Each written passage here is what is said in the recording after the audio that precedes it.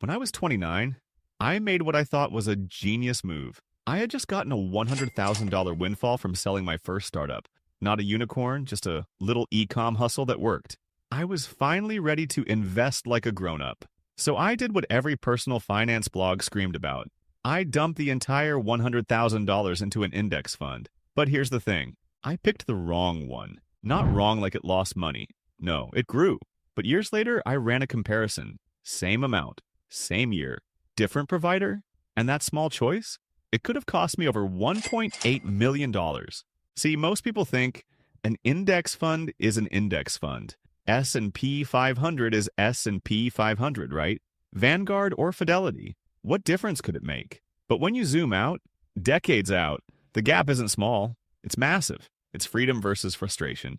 It's early retirement versus another 10 years on the grind. In this video, I'm not just comparing funds. I'm going to walk you through real data, the philosophies behind each company, the myths that keep people stuck, and the numbers that could change the way you invest forever. So if you're someone who plans to build long-term wealth, or you've got your own $100,000 moment coming, stick around. Because by the end of this, you'll know exactly which fund gives you the better shot at financial freedom, and why most people never find out. Let's settle this. Fidelity versus Vanguard. Which one actually grows your money more? All right, let's clear up the biggest mistake I see investors make. Most people, when they finally get serious about investing, whether it's their first big bonus, a tax refund, or a long-awaited savings milestone, immediately fall into one of two traps. Either they obsess over fees or they chase brand names they've heard on podcasts. Vanguard is the king of low cost. Fidelity has zero-fee funds. And while those talking points sound smart, they often distract from what really matters. Let me tell you what I didn't understand when I put my $100,000 to work. The human brain is terrible at visualizing compounding. We hear 0.04% expense ratio versus 0.02%, and we shrug. It's pennies, we say. But over 30 years, that's not pennies. That's the difference between $1.7 million and $3.3 million. Between being able to live off dividends or needing to work part-time in your 60s. It's the same illusion as buying a car because the monthly payment is $20 less, while ignoring that the interest rate quietly stacks an extra $12,000 over the life of the loan. The truth is, smart investing isn't about saving money. It's about keeping more of what your money earns. That's a very different mindset. Because here's what you need to remember. Investing isn't about who charges the lowest fee today. It's about who builds the biggest snowball by the end. That snowball is built with dividends, growth, tax efficiency, and how consistently your money stays working, not just who puts index fund in the fund name. So while most investors are busy comparing 0.02% to 0.04%, they're missing the bigger picture. Net outcome is king. That's what we're chasing, and that's what we're comparing next. So what kind of mindset are you really investing in? Let's zoom out for a second, because this isn't just about fund performance, it's about philosophy. The DNA of the company behind your investment matters more than most people realize. Why? Because over decades, a company's core beliefs shape how they treat your money. Vanguard is the quiet giant, slow, steady, and fiercely focused on the long game. Founded by John Bogle in the 1970s, Vanguard introduced the world's first index fund, a move people laughed at back then. But Bogle believed something radical, that matching the market consistently would outperform chasing it sporadically. And he wasn't just about performance, he was about structure. Vanguard is actually owned by its investors. No outside shareholders. No profit pressure. That means when costs drop, savings go back to you, not Wall Street. It's simplicity compounded. Fidelity, on the other hand, is like the high-performance sports car of the investing world. Agile, competitive, relentlessly modern. They were early on things like zero-fee index funds, real-time mobile trading, and advanced research tools. Fidelity's strategy is clear. Out-feature the competition, lower the costs, and give investors more choices. They're not trying to be minimalistic. They're trying to win, especially among investors who want options, speed, and innovation. So the question isn't just which one is cheaper. The real question is, which mindset actually protects your future better? Do you want a quiet, compounding engine that prioritizes your wealth over time? Or a high-octane platform that gives you every tool imaginable but leaves the decisions to you? Let's break down the numbers that actually move the needle. All right, let's cut through the noise. Time to look at real numbers.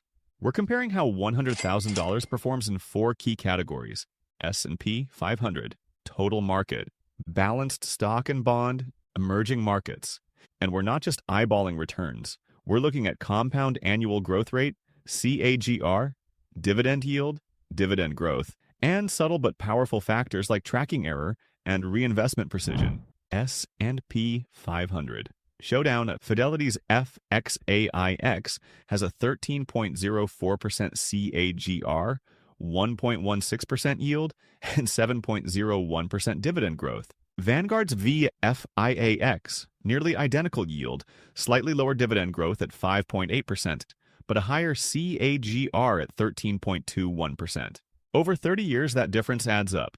Vanguard ends $119,000 ahead. That's one small decimal compounded into a six-figure outcome. Total market throwdown. Fidelity's FSKAX comes in with 12.05% growth, 0.99% yield, and 5.35% dividend growth. Vanguard's VTSAX beats it with 12.22% CAGR, 1.16% yield, and 5.82% dividend growth. Again, close on paper, but $245,000 separates them at the finish line.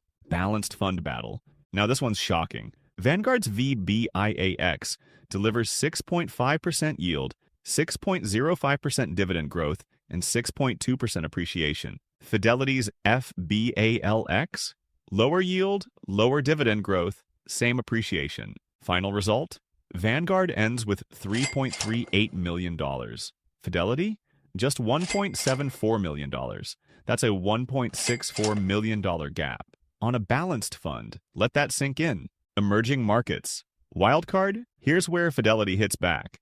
Vanguard's VEX trails with 4.63% growth and a total outcome of $765,000. Fidelity's FBALX beats it across the board, 4.98% growth, and ends with $968,000. A $200,000 plus win. So yes, fees matter, but performance matters more. Especially when most investors overlook how dividends are reinvested, how accurately funds track their benchmarks, and how often timing and structure quietly shape your returns. And here's the myth most people still believe. Zero fee equals best fund. Nope. The best fund is the one that leaves you with the most money after 30 years. And sometimes, that fund has a slightly higher fee, but far better performance. So if you're still making decisions based only on the price tag, you're shopping in the wrong aisle. Okay, here's how it all stacks up, round by round. Let's tally the scoreboard. This isn't about hype. It's about outcomes. Real numbers, real dollars, real implications. Round 1, S&P 500. Both Fidelity and Vanguard offer nearly identical funds tracking the same 500 companies. But when you zoom into the finer details, yield, growth, and precision, Vanguard's VFIAX edges out Fidelity's FXAIX. Winner, Vanguard. Round 2, total market. This one's close. Both funds track thousands of U.S. companies, small, mid, and large cap. But again, Vanguard's VTSAX slightly outpaces Fidelity's FSKAX over time, not just in performance, but also in dividend strength. Winner, Vanguard. Round 3, balanced funds. Stocks plus bonds. Here's where it gets one-sided. Vanguard's VBIAX not only pays more dividends, grows faster and more consistently. Fidelity's active approach in FBALX just can't keep up. The final difference? A staggering $1.64 million. Winner? Vanguard. Round 4. Emerging markets. Finally, Fidelity hits back. Their FBALX beats Vanguard's VEAX in dividend yield, growth rate, and total returns. For once, that aggressive edge pays off. Winner? Fidelity. Round 5. Fees and costs. On the surface, Fidelity is the clear winner. They've pushed expense ratios to the floor.